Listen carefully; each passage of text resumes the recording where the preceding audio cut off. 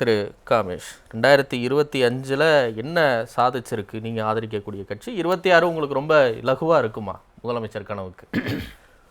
விஜயனாவோட கட்சியோட கொள்கை போல பிறப்புக்கும் எல்லா உயிருக்கும் சிறப்பொவ்வா செய்தொழில் வேற்றுமை யான் என்ற வள்ளுவனோட வாக்குக்கு இணங்க, வரிகளுக்கு இணங்க ஒரு தெளிவான நிலைப்பாட்டோட ஒரு மிகப்பெரிய தாக்கத்தை 2025 ஒரு அரசியல் ரீதியாக அவர் செஞ்சிருக்காருன்றதை நான் பார்க்குறேன். ஏன்னா ஒருத்தரோட சிறப்பு பிறப்பை பொறுத்து இல்லை, அவரோட செய்யும் தொழிலை, அவர் செய்யும் வேலையை பொறுத்து இருக்குன்னு தான் சொன்னது. இப்போ நீங்கள் ஆரம்பிக்கும் போதே மிக அருமையாக நடுவராக இருந்து தீர்ப்பையே கொடுத்துட்டீங்க. நான் பேசும்போது கேட்டுட்டேன். இந்த ஆண்டு அதிகமாக அதாவது டிபேட் எடுத்து விவாதிப்பொருளாக பேசப்பட்டு கொண்டு போனது இந்த கட்சி தான், தாவேகா தான் அப்படின்னு நீங்கள் சொல்லும் போதே அங்கே தெரியுது கிட்டத்தட்ட யாருக்கான தாக்கங்கள் ஜாஸ்தி இருக்கு அப்படின்றது. இந்த வருஷத்தோட அரசியல் ரீதியாக மக்களிடம் எந்த அளவுக்கு தாக்கம் இருந்தது இதெல்லாம் தாண்டி இதுக்கு ஒரு உதாரணமா நாங்க எங்களையே சொல்லலாம். கடந்த 8 ஆண்டுகளாக நாங்க ஏறாத மேடைகளில் கேட்காத வாய்ப்புகள் இல்லை. ஆனா இன்று தமிழ்நாடு இளைஞர் கட்சின்ற ஒரு இளைஞர் ஜல்லிக்கட்டில் வந்த இளைஞர் கட்சிக்கு எல்லா சேனல்லையும் ஒரு நாளைக்கு 5 சேனல்ல கூட பேசுற அளவுக்கு எங்களை கூப்பிட்டு உட்காத்தி வச்சு பேசுறோன்னா அப்ப அவரை நாங்க ஆதரிக்கும் போது அந்த கொடுத்த தாக்கம் நெல்லுக்கு பாயிற தண்ணி புல்லுக்கும் பாயுன்ற போல எங்களுக்கே இந்த அளவுக்கு ஒரு வாய்ப்பு கிடைக்குது அப்படின்னு பார்க்கும்போது எப்படிப்பட்ட ஒரு தாக்கத்தை இளைஞர் மத்தியில கொடுத்துருக்காங்க. சோ இப்ப நீங்க எதுக்காக கூப்பிடுறீங்க அப்படின்னா, ஒரு இளைஞர் சார்ந்த அரசியல் எடுக்கும்போது இன்று இருக்கும் இளைஞர் சமுதாயம் யாரை நோக்கி பயணிக்குது அப்படின்ற அந்த இதுல பார்க்கும்போது தலைப்புகள்லாம் இல்ல நீங்களே தலைப்பு சொல்லலாம் எப்படி? இல்ல நான் என்ன சொல்ல வரேன்னா, எங்களுக்கான வாய்ப்பை ஏற்படுத்தி கொடுக்குற அளவுக்கு இப்ப விஜயனோட நான் என்ன சொல்றேன், விஜய் ஒரு உச்சபட்ச நட்சத்திர மாற்று கருத்துல ஒரு பெரிய போர்ஸா அவர் உள்ள வராருன்னா அவர் என்ன மாற்றத்தை ஏற்படுத்துறாரு, அவர் வைக்கக்கூடிய அரசியல் சரியா இருக்கா, அவர் சொன்ன கொள்கை கோட்பாடுகளின்படி இருக்காங்கிறது விவாதிக்கிறதுல ஒண்ணும் தவறு கிடையாது. அதுதான் சொல்ல வரேன். இப்போ அது சரியா இருந்திருக்கா? நான் நேரடியா கேள்விக்கே வரேன். இப்ப கரூர் மாதிரி உலக அளவுல தாக்கத்தை ஏற்படுத்தக்கூடிய விஷயத்துக்கு தமிழக வெற்றி கழகம் விஜய் ஒரு காரணமா இருந்திருக்கிறான்னு ஒரு மிக மோசமான ஒரு விமர்சனத்தை, குற்றச்சாட்டை நீங்க எதிர்கொண்டீங்க. இப்ப இந்த 2025 இந்த கரூர் மாதிரி விஷயத்தை வச்சுட்டு வேற என்ன சாதிச்சிருக்கோம் அப்படின்னு நீங்க இல்ல நீங்க அதுதான் சொல்ல வரல. இப்போ எல்லாத்துலயுமே பிளஸ் மைனஸ் எல்லாமே இருக்கும். இதோட பிளஸ் மைனஸ் ஆராய போறது மக்கள். ஓகேங்களா? இப்போ இவங்க ஒரு விஷயத்தை எடுத்து, திமுக ஒரு விஷயத்தை எடுத்து வைக்குது, அதிமுக ஒரு குறையை எடுத்து வைக்குது, எல்லாருமே அவங்க குறைய எடுப்பாங்க. ஆனா மக்கள் எதுன்றது தான் முடிவு எடுப்பாங்க. இந்த தாக்கம், அதாவது உண்மையிலேயே கரூர் சம்பவத்துக்கு காரணம் தாவேகா தான் அப்படின்னா மக்களோட அரசியல் நிலைப்பாட்டுல தெரிஞ்சிடும். புரியுதா? எந்த அளவுக்கு அது தாக்கத்தை உண்டு பண்ணிருக்கு, அது அரசியல்ல அவருக்கு வெற்றி தோல்வியை காட்டுறதுக்கு இருக்கும். இப்ப நாங்க என்ன சொல்ல வரோம்னா, சாதனை என்பது 2025 மக்கள் எந்த அளவுக்கு அரசியல் வயப்பட்டிருக்கார்கள்னு சொல்ல வரோம். அதுக்குதான் நான் எங்களது ஒரு உதாரணமா சொன்னேன். நான் இன்னும் ஒரு படி மேல நீங்களே அரசியல் மயப்படலங்கறத உங்க மேல இல்ல, அதுதான் சொல்ல வரல. மக்கள் என்ன அரசியல் மயப்படல, அரசியல் மயப்படும் என்பது என்னன்றது கருத்துல சொல்றீங்க. இதுவரை பார்க்காத இளைஞர்களா இருக்கட்டும், பெண்களா இருக்கட்டும், பெண்கள் சீரியல் பார்த்துட்டு உட்கார்ந்தாங்க, இளைஞர்கள் பப்ஜி ரொம்ப குறைச்சு பேசாதீங்க. இல்ல சீரியல் பார்த்துட்டு உட்கார்ந்தாங்க, இளைஞர்கள்லாம் வேலை வெட்டி ஓவராலா நான் பேசுறேன். நீங்க கட்சி ஆரம்பிச்சோனே பின்னாடி வந்துட்டாங்களா? இல்ல நான் அப்படி சொல்லவே இல்லையே. நான் என்ன சொல்ல வரேன், இங்க தாக்கம்ன்றது தான் நீங்க கேக்குறீங்க. அந்த தாக்கத்தை தான் சொல்ல வரேன். அப்படி இருந்த மக்கள் இனி 5 ல இருந்து 10 நிமிடம் பெண்களா இருக்கட்டும், இளைஞர்களா இருக்கட்டும், அரசியலை உற்று நோக்கிறார்கள். அதுதான் உங்களுக்கு சோசியல் மீடியால இது ஆகுது. கேள்விகள் கேட்கிறான். கேள்வி கேட்கும் போது என்ன பண்றான், இது ஏன், இது எப்படி அப்படின்னு கேள்விகள் வர்ச்சுவல் வாரியர்ஸ்ன்றது இல்லை, ஜென்ரலாவே ஒருத்தன் கேள்வி வைக்கிறான். அது நான் தாவேகாவை எதிர்த்து வைக்கிறானோ, தாவேகா ஆதரிச்சு வைக்கிறானோ, திமுக எதிர்த்து வைக்கிறானோ, திமுக ஆதரிச்சு வைக்கிறான்ற கேள்விகளே போல. ஆனா அந்த தாக்கத்தை உண்டு பண்றதுக்கு ஒரு விஷயம் இருந்திருக்குல்ல, அதுக்கு காரணம் யாருன்ற பார்க்கும்போது அது விஜயண்ணான்றதை நாங்க எடுத்து வைக்கிறோம். இளைஞர்களா இருக்கட்டும், பெண்களா இருக்கட்டும். நீங்க இதெல்லாம் தாண்டி 26 நீங்க கேக்குறீங்க என்ன மாதிரி ஒரு சாதனை இருக்க போகுதுன்னு. ஒரு மிகப்பெரிய ஜனநாயக சாதனை நடக்கும். 70% மேல வாக்களிக்காத தமிழக அரசியல்ல இந்த முறை 80% வரைக்கும் தொடும் நான் சொல்றேன். கிட்டத்தட்ட 50 லட்சம் வாக்குகள், 10%, 5 கோடி வாக்காளர்கள்ல 10% கிட்டத்தட்ட 50 லட்சம் வாக்காளர்கள் அதிகமாக போகும். இதுவே ஒரு விஷயமாக நீங்க பார்க்கலாம். இது ஜனநாயகத்துல நடக்க போற ஒரு அடுத்த கட்ட எழுச்சியும் புரட்சியுமாக நம்ம பார்க்க முடியும். அதுதான் சொல்ல வரேன். யங்ஸ்டர்ஸ் இன்னைக்கு நீங்களே போய் பாருங்களேன். நான் இவ்வளவு நாள் சினிமா தான் பார்த்துட்டு இருந்தேன். இவ்வளவு நாள் நான் விஜயனா வச்சு நான் பேசுறேனே. நாங்க அவரோட சிங்கிள் எப்ப வரும்னு பார்த்தேன், பட போஸ்டர் பார்த்துங்க. ஆனா இன்னைக்கு நான் அரசியல் வயப்பட்டிருக்கேன். எத்தனை பசங்க இன்னைக்கு நீங்க பாக்குறீங்க, அவங்க கட்சி சார்பாக ரோட்ல நிக்கிறதா இருக்கட்டும், போராட்டமா இருக்கட்டும். இல்ல அது இவங்க சொல்றபடி ஒரு தற்குறித்தனமாக இருக்கட்டும், ஒரு கூத்தாட்டம், ஏதோ ஒண்ணு ஒரு ஸ்டார்டிங் ஆயிடுச்சுல. அந்த ஸ்டார்டிங் பாயிண்ட் ஒரு ஐ ஓபனர் ஆகிறாருல ஒரு சமுதாயத்துக்கு. அந்த சமுதாயத்துல ஒரு அரசியல் ஐ ஓபனராக 2025 தாக்கத்தை, அந்த தாக்கம் நீங்க சொல்றீங்களா, அதை ஏற்படுத்தி கொடுத்தது விஜயகாந்த் தான். நிறைய போதாமைகள் இருக்கு அரசியல்ல, அவருடைய அரசியல். இப்ப கரூர் மாதிரி இன்சிடென்ட் நடந்த உடனே அவர் அமைதியா வீட்டுல போய் உட்காந்துக்கிறாரு, ரியாக்ட் பண்ண மாட்டேங்கிறாரு. முக்கியமான விஷயங்கள்ல, திருப்பரங்குன்ற மாதிரி விஷயங்கள்லயோ இல்ல பல விஷயங்கள்ல, இப்ப வட மாநிலங்கள கிறிஸ்துமஸ் பண்டிகை தாக்குதல் அந்த மாதிரி விஷயங்களையும் ரொம்ப அமைதியா இருக்கிறாரு அப்படின்னு.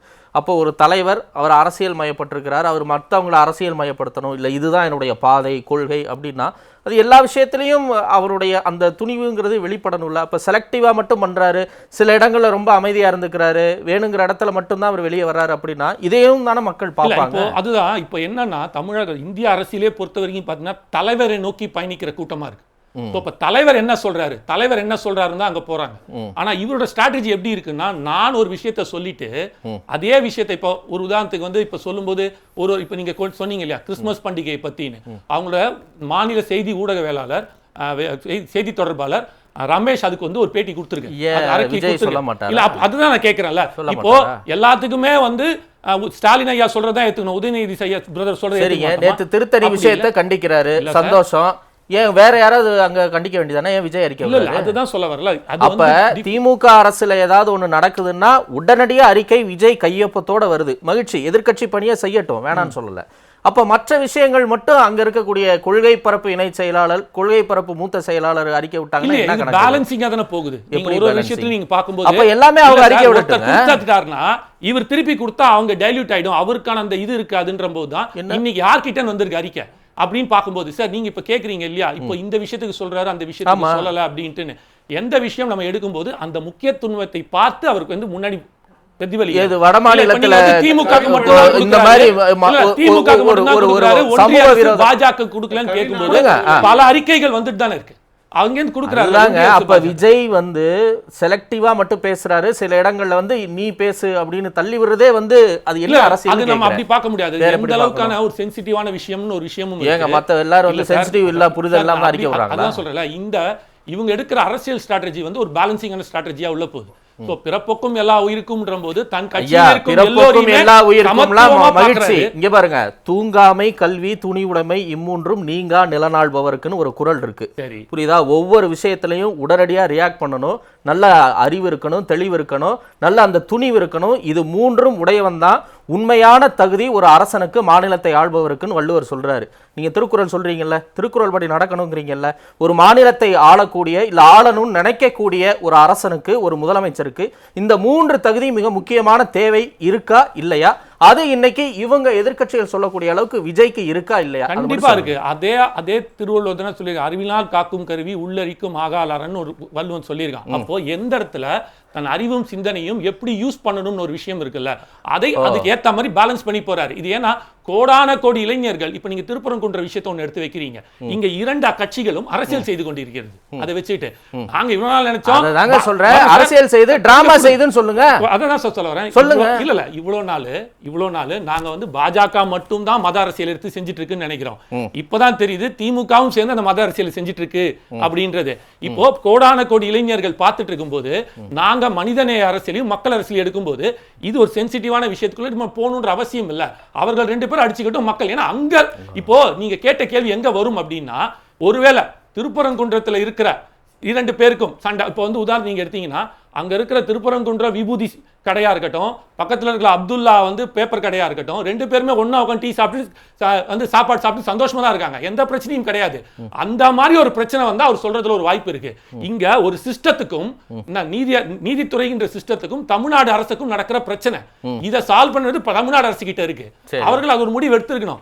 இங்க மக்கள் கிட்ட பிரச்சனை இல்லாத போது இரண்டு கட்சிகள் இதை ஒரு சஜஷனாவே சொல்லுங்க, வரணும்ன்ற அவசியம் இல்லைன்றதால இப்ப தமிழ்நாடு அரசு என்ன நடவடிக்கை எடுத்திருந்திருக்கணும் சொல்லுங்க, ஒரு சஜஷனாவே சொல்லுங்க. இல்ல சார், ரெண்டு விஷயம். ஒண்ணு, முன்னாடியே அவங்க வந்து இந்த வந்து நீதியரசர் வந்து சொன்னதுக்கு அவங்க 2 நாள் முன்னாடியே அவங்க சொல்லும் போது இவங்க போயிட்டு ஸ்டே வாங்கியிருக்கணும். இல்ல அப்படின்னா இதற்கு மாற்று இதுவாக என்ன செய்யணும் அதை சரிங்க. எடுத்துக்கணும். இப்ப ரெண்டுமே உத்தரவு செய்யாத போட்டுட்டாங்கங்க. இப்ப ஒரு பேச்சுக்கு நீங்க ஆட்சியில இருக்கிறீங்கன்னு வைங்க, இப்ப என்ன செய்வீங்க? ரெண்டு டிராமா சார், செய்யறாங்க, நீங்க டிராமா செய்யாம செய்யக்கூடிய விஷயங்கள் என்னவா சார், இருக்கும் அது சொல்லுங்க. முன்னாடியே அங்கேயே பேசி அந்த மக்கள் கிட்டயே உட்கார்ந்து பேசி அந்த முடிவை ஜனநாயக முறைப்படி அவர்கள் என்ன முடிவு எடுக்கிறார்கள் அந்த இடத்துல. இப்ப நான் கேக்குறேன், ரவி ராமகோபால் நீதித்துறை இதுவும் போராட்டம் நீங்க இல்ல அதுதான் சார் அப்புறம் உட்கார்ந்து பேசுறது என்னது? சார் அது வேற இது வேற. அப்ப ஜட்ஜ் ஒத்துப்பாரா உட்கார்ந்து இல்ல, இல்ல, பேசினா? இது எதுக்கு போச்சு? யார் அவரு? ஏன் அந்த இந்து முன்னணியில இருந்து இருக்கிறவரு அங்க வாழும் மக்கள் சந்தோஷமாக அண்ணன் தம்பியாக வாழும்போது இவர்கள் எதுக்கு உள்ள வராங்க? இவங்களுக்கு அதுக்கு சம்பந்தமே கிடையாது. இவர் எங்க இருக்காரு? இவ்வளவு நாள் எங்க வந்து அது ஏத்துனாங்க இதுல இந்த கம்பத்துல? சோ இத்தனை இஷ்யூஸ் இருக்குல்ல, இத விட்டுட்டு தானே இப்ப வந்து புடிச்சிட்டு இருக்கீங்க. நாங்க வருமுன் காப்போனே சொல்ல வரோம் தான் சொல்ல வரேன். ரைட். அதாவது இந்த இரண்டு கட்சிகளையும் மாற்றி மாற்றி பார்த்து மக்கள் ரொம்ப வெறுத்துட்டாங்க. ஸோ போன முறை இருந்த அதிமுக சரியில்லை, இவர்கள்லாம் இதை செய்யல, புதிய தலைவராக பொறுப்பேற்று ஸ்டாலின் வந்தால் என்னெல்லாம் செஞ்சு கொடுப்பாருன்னு நினச்ச மக்கள்கிட்ட ஒரு மிகப்பெரிய ஏமாற்றம் தெரியுது. ஸோ 2006 சாதிக்க போவது யார் நீங்கள் கேட்கும்போது, ஆனால் நான் 505 தேர்தல் வாக்குறுதிகள் எடுத்து பேசணும்னா பேசிக்கிட்டே போகலாம், அவ்வளோ இருக்குது அதில். அதில் 505வது தேர்தல் வாக்குறுதிகள் ஒன்று கொடுத்துருக்காங்க.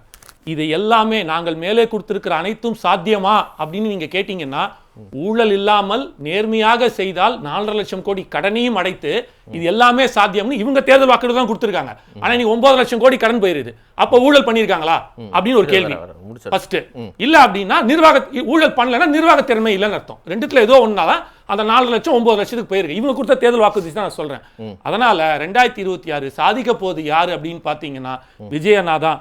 எங்களுக்கு எலெக்ஷன்லயும் சரி கலெக்ஷன்லயும் சரி இரண்டுலயுமே சாதிக்க போவது விஜயண்ணா தாவேகா தான் என்பதை நிரந்தரமாக நான் சொல்றேன். சுருக்கமா நிறைவா, இப்போ 4.5 லட்சம் கோடி கடன் 9 லட்சம் கோடி கடன் சொல்றாங்க.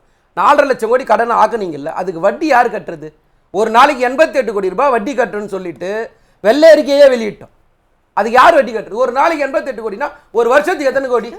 பாருங்க வரேன் சார். இல்ல ஸ்ரீதர் ஒரு நிமிஷம் ஸ்ரீதர். இல்ல ஒரு இல்ல இப்ப பேசணும்னா அப்படியே எக்ஸ்டெண்ட் பண்ணலாம் பேசலாம். கேக்குற கேள்வி சுருக்கமா சொல்லுங்க சொல்லுங்க. இப்ப வட்டி கட்டுங்க ஆவனா? வட்டி கட்ட ஒரு நிமிஷம் இருங்க. வட்டி கட்ட சொன்னீங்க. ஆமாங்க நாங்க தான் சொன்னோம். நான் இல்ல சொன்னா.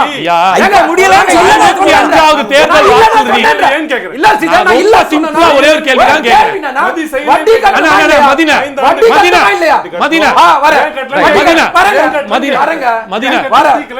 ஒரே ஒரு கேள்விதான்.